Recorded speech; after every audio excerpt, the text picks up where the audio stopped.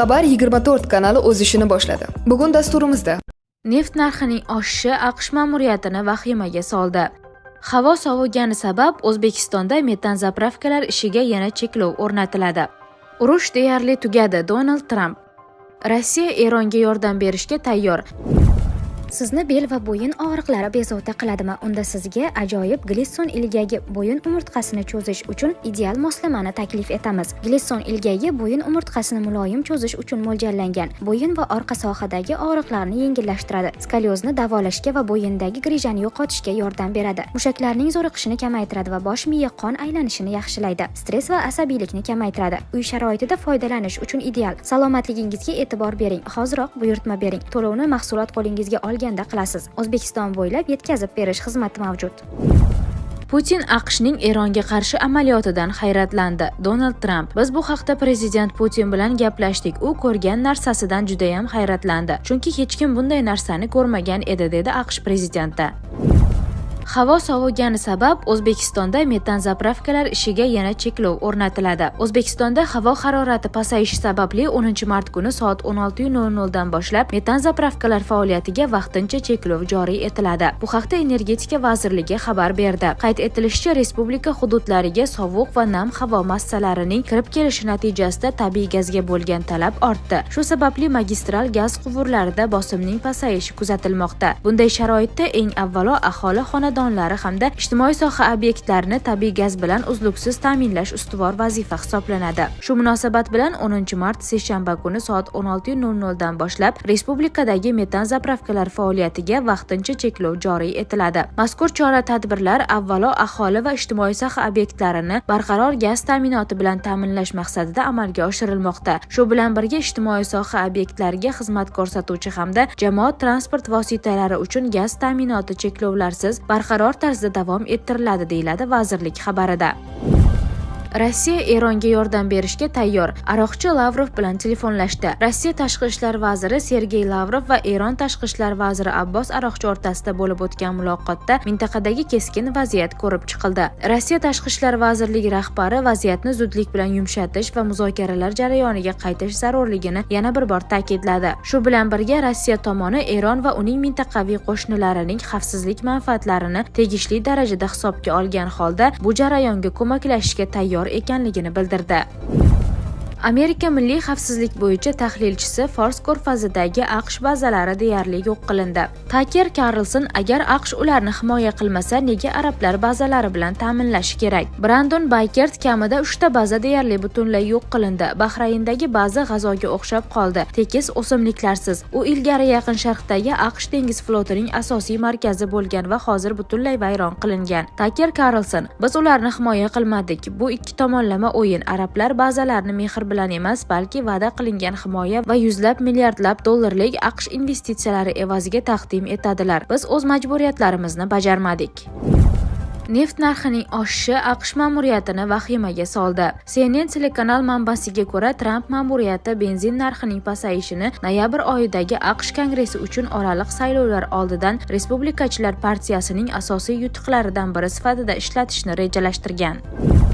Urush qachon tugashini AQSh emas, Eron hal qiladi. Eron Islom inqilobi qo'riqchilari korpusi AQSh prezidenti Donald Trampning Eron bilan urush tez orada tugashi haqida bayonotiga keskin munosabat bildirdi. Bu haqda Deutsche Welle xabar berdi. 9-mart kuni e'lon qilingan bayonotda Islom inqilobi qo'riqchilari korpusi urush qachon yakunlanishini AQSh emas, balki Eron belgilashini ta'kidlagan. Urush qachon tugashini biz hal qilamiz. Jang maydonidagi vaziyat va urushning yakuni Islom Respublikasi qo'lida, deyiladi bayonotda. Bungacha Donald Tramp urush kutilganidan ancha tez tugashi mumkinligini, hatto urush deyarli tugaganini bildirgan. Trampning so'zlariga ko'ra, Eronning na dengiz floti, na aloqa tizimi, na havo kuchlari qolgan. Fevral oyi oxirida Tramp urush 4-5 hafta davom etishi mumkinligini aytgan edi. O'tgan hafta oxirida esa Oq uy matbuot kotibi Caroline Levitt bu muddatni 4-6 hafta deb baholagan. Shu bilan birga Eron tashqi ishlar vaziri Abbos Aroqchi mamlakati zarur bo'lgan taqdirda raketa hujumlarini davom ettirishini ma'lum qilgan. Biz ularga raketalarimiz bilan zarba ham berishga tayyormiz, degan u.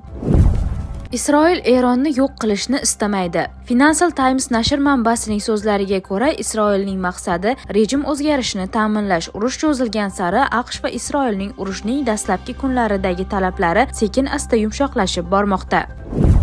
Urush deyarli tugadi. Donald Tramp. AQSh prezidenti 9-mart dushanba kuni CBS News telekanaliga telefon orqali bergan intervyusida shunday dedi: "Menimcha Erondagi urush avval rejalashtirilgandan ham tezroq yakunlanishi mumkin. Ularda na flot bor, na aloqa, na harbiy havo kuchlari bor." Shu bilan birga Tramp AQSh va Isroil hali yetarlicha g'alaba qozonmaganini ta'kidladi. Tramp CBS'ga bergan intervyusida Eron raketalari deyarli to'liq yo'q qilinganini, dronlar va ularni ishlab chiqarish zavodlari ishdan chiqarilganini ta'kidladi. Agar vaziyatga qarasangiz, ularda hech narsa qolmagan. Harbiy nuqtai nazardan qaraganda ularda hech narsa qolmagan, dedi Oq uy rahbari.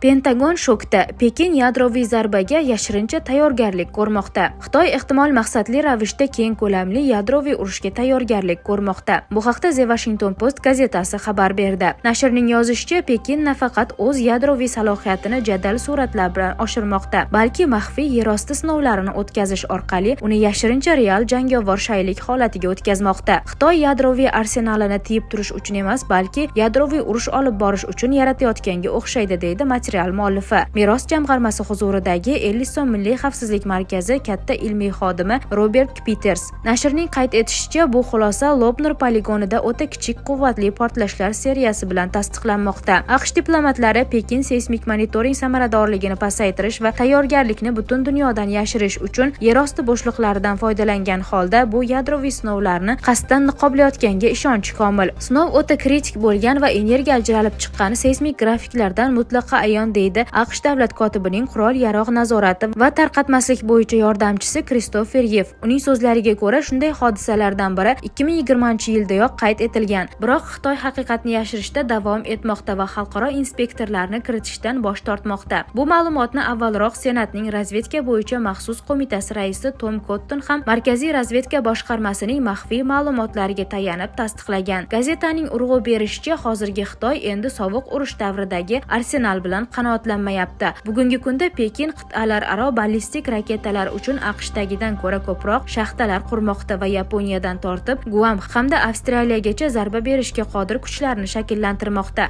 Amerikalik tahlilchilarning fikricha, Xitoy nafaqat qo'rqitishga, balki gipotetik yadroviy mojaroda haqiqatda g'alaba qozonishga tayyorlanayotgan bir sharoitda AQSh prezidenti Donald Tramp ma'muriyati zudlik bilan o'z harbiy doktrinasini qayta ko'rib chiqishi va eng yomon ssenariyga tayyor bo'lishi zarur. AQSh Yaqin Sharqqa 3-aviatashuvchi kemasini yuboradi. AQSh Yaqin Sharqqa 3-aviatsiya tashuvchi kemasini yuboradi. Mamlakat Eron neftini olib qo'yish bilan tahdid qilmoqda. Bu haqda The Moscow Times xabar berdi. AQShning energetik ustunlik bo'yicha Milliy kengashi direktori Jarrod Eygen Washington Eronning neft zaxiralarini o'z nazoratiga olish niyatida ekanini aytdi. "Bizning maqsadimiz Erondagi ulkan neft